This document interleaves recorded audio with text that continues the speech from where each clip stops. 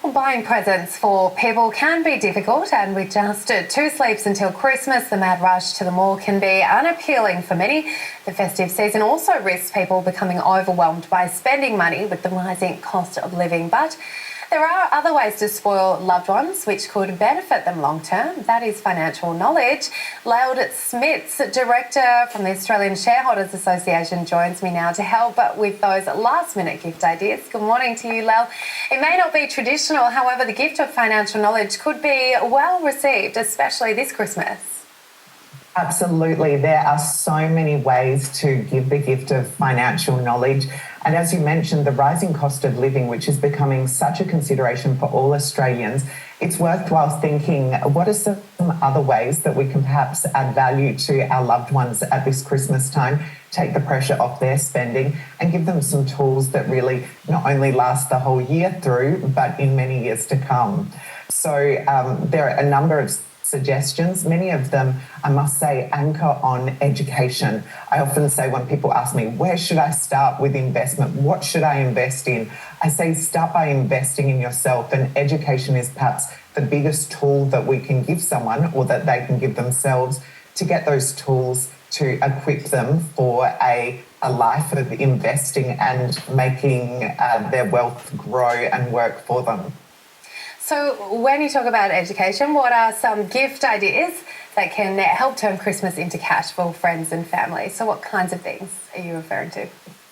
Some of the best things to note with the gift of financial knowledge is that it's exceptionally accessible. So books, of course, would be one. They used to really just be available in a bookstore, but now you'll find that you can get books in the form of audio books online. You can get vouchers for audio books, for audio subscriptions. You can even go to larger supermarkets.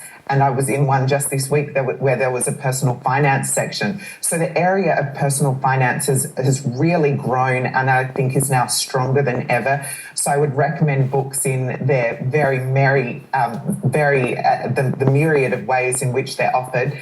Secondly, podcasts, with, of course, technology being so accessible to us all. There are so many podcasts that are available, again, subscriptions, and subscriptions really for courses as well, or vouchers for courses, for educational courses. There are really products in terms of books, subscriptions, and podcasts to suit every profile and every budget.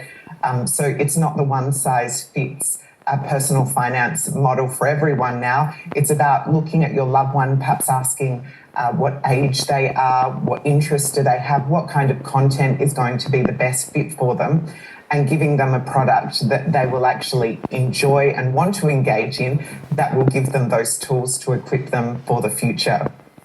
And Lel, what about if you wanted to, say, give the gift of a share? Do you need to know about the stock market to do that? And where can you seek advice on the right one to choose? And of course, is there an array to suit every budget? That's a great question. And of course, like with anything, the more that we know, the better decisions we'll be able to make. The share market can seem daunting to many, but I really want to let everyone know that it is accessible, and that many of us already are invested through our superannuation funds. So once again, approach all of your investments in terms of investing in yourself first and investing in your knowledge. And know that if you want to buy shares, there are now more options than available than ever before. Historically, you may have had to have gone to one financial broker, whereas now you have online platforms, and they can provide you with options to invest in multiple different ways on behalf of others, but also multiple different investments, local investments, offshore investments. And again, if this all sounds very overwhelming, I would suggest that you start with a course, and even a short one, even a book, the essentials of investment, to get you comfortable with the concepts before perhaps you dip your toe into the water. These are great alternate Christmas ideas. Lel Smits, thank you so much for your time. My pleasure. Merry Christmas. Merry Christmas.